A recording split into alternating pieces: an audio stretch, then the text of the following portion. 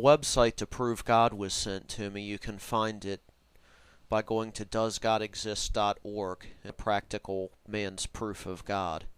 As usual, something claiming to be absolute proof of God is complete and utter horseshit. I'm not going to read the whole thing because it's really boring, but I'm going to skip to the actual points that this person is claiming to make, and I'm going to use the pictures that he shows. I'm not going to sit here and post all the text up because I really don't feel like it. Okay, skipping down, it says the idea is that matter has always existed in the form of either matter or energy, and all that has happened is that matter has been changed from form to form, but it has always been. Now it says the way we decide whether the atheist is correct or not is to see what science has discovered about this question. The picture below, which is the picture I'm putting here, represents our part of the cosmos. Each of the disc-shaped objects is a galaxy like our Milky Way. All of these galaxies are moving relative to each other. Their movement has a very distinct pattern which causes the distance between the galaxies to get greater with every passing day. If we had 3 galaxies located at positions A, B, and C in the diagram below, and if they are located as shown, tomorrow they will be farther apart. The triangle they form will be bigger. The day after tomorrow the triangle will be bigger yet. We live in an expanding universe that gets bigger and bigger and bigger with every passing day. Now, if you're like me, you're waiting for them to get to the fucking point here. Now, let us suppose that we made time run backwards. If we're located a certain distance today, then yesterday we were closer together. The day before that we were closer still. Ultimately, where must all the galaxies have been? At a point, at the beginning, at what scientists call a singularity. In 1999, it was discovered that the galaxies are accelerating in their expansion. Any notion that we live in an oscillating or pulsating universe has been dispelled by this discovery. The universe is not slowing down but speeding up in its motion. If you're waiting for it to actually get to its first proof, that was it. You just heard it. The universe is expanding more quickly, so that proves there's a magical man in another dimension that made the universe with his magical powers. First of all, they claim that this is what was discovered in 1999, but I've been in college since 1999, and we were taught that it actually is slowing down, so I don't know if it's just still debated whether it's slowing down or speeding up, or whether this person is using old information. I mean, he doesn't give any kind of source or anything, but either way, so fucking what? In fact, if a god was going to create a universe, why would he even create it to expand? It's a question I've wondered for quite a while. If everything is centered here on Earth, and Earth is all that's important, and this is where all the people are that God created, what was the point of making a gigantic universe like it is, and a universe that's continually expanding that we'll never even see? I hardly see how any of this proves that there's actually a God. It just proves that the universe is expanding. And it doesn't even prove that because that's not what I was taught, and he gives no sources, so there's your first proof. You can already tell that this is going to be some real impressive shit.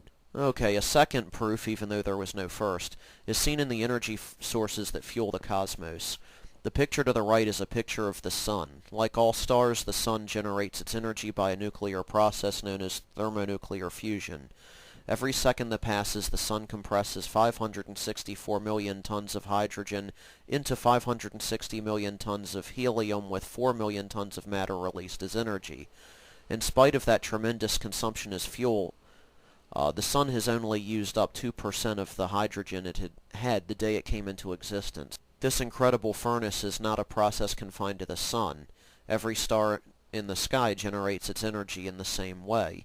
Throughout the cosmos there are 25 quintillion stars, each converting hydrogen into helium, thereby reducing the total amount of hydrogen in the cosmos. Just think about it. If everywhere in the cosmos hydrogen is being consumed, and if the process has been going on forever, how much hydrogen should be left? Obviously a lot. So let's just move on. Suppose I attempt to drive my automobile without putting any more gas or fuel into it. As I drive and drive, what is eventually going to happen? I'm going to run out of gas. Oh, thanks for explaining that one to me. If the cosmos has been here forever, we would have run out of hydrogen long ago. Oh, really? You have some evidence for this one? The fact is, however, that the sun still has 98% of its original hydrogen, so fucking what?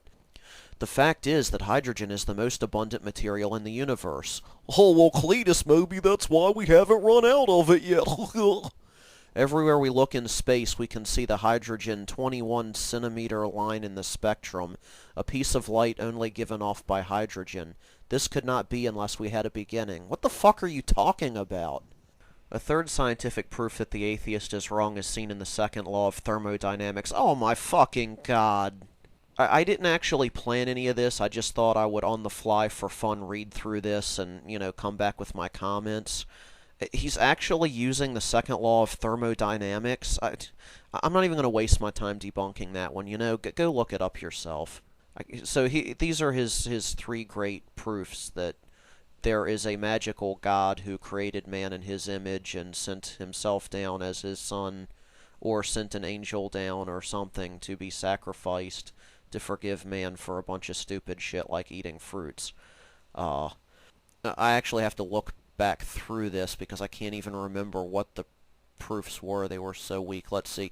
The galaxy is expanding. There's hydrogen in the universe. And there's a second law of thermodynamics that has absolutely nothing to do with any of this. So there's your proof that there's a God, everybody. Hope to see you in heaven, I guess. Screw it, I'll go through the rest of the article. There's no real proofs, it's just them wrapping up. There might be something funny in it. So they assert that, there is a creation because they just proved it, so we'll play along, sure. If we know the creation has a beginning, we are faced with another logical question. Was the creation caused or was it not caused? Well, if it's a creation, then I guess it would be caused, but you still haven't proven that. The Bible states, in the beginning, God created the heaven and the earth. Well, so fucking what? Not only does the Bible maintain there was a cause, it also maintains that kids are supposed to be stoned to death for stuff, and, oh, I'm sorry, I wasn't reading, I was just thinking out loud. Alright. I can't even pay attention to this shit. Blah blah blah, more assertions. Things can't come out of nothing. Empty space with no force, no matter, no energy, and no intelligence. Matter would have to become existent. Even if this could happen by some strange new process unknown in science today, there's a logical problem. No, there's not. You're just admitting you don't understand it. In order for matter to come out of nothing, all our scientific laws dealing with the conservation of matter energy would have to be wrong, and validating all of chemistry. Well, first of all, we have been wrong before.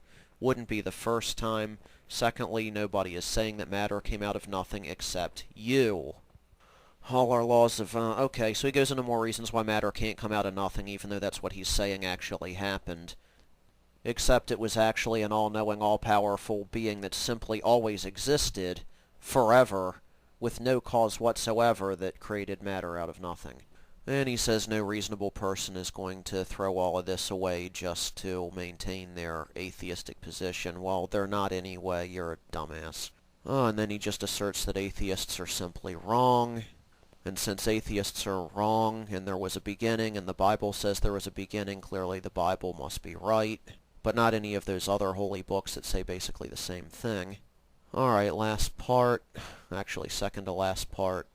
If we know that the creation had a beginning, and we know that the beginning was caused, there's one last question for us to answer. What was the cause? The Bible tells us that God was the cause. Gee, how did I see that coming? Blah, blah, words. The subject of design has been one that's been explored in many ways. Jesus. The anthropic principle, the basic thrust of the anthropic principle is that chance is simply not a valid mechanism to explain the atom or life. You haven't actually proven this, you're just once again making an assertion. So if chance is not valid, we're constrained to reject Huxley's claim and to realize that we are the product of an intelligent God, okay, because you said so. He quoted Huxley earlier and I skipped it because it's fucking boring. So, this is where he wraps up. We've seen a practical proof of God's existence in this brief study. No, we haven't. You haven't shown us jack shit. A flood of questions arise at this point. Yeah, you're right. A flood of questions do arise at this point. Like, are you fucking retarded? Where did you come up with this bullshit? Did you think about any of this before you typed it up? Did you actually think anyone with half a brain would actually be convinced by any of this? I could go on with a flood of questions, indeed. So, here's the questions he assumed that we would be asking. Which God are we talking about? Well, we know which one you want us to believe in. You just said it a few times there. Where did God come from? We know he always existed.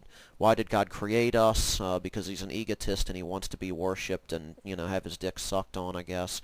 How did God create us? He made us out of dirt and ribs and shit. I know the story. And then he points us at his website where you can, like, get tracts and catalogs and probably spend some money on some other stupid shit. So I'm out of time, and this was a waste of time, so see you around.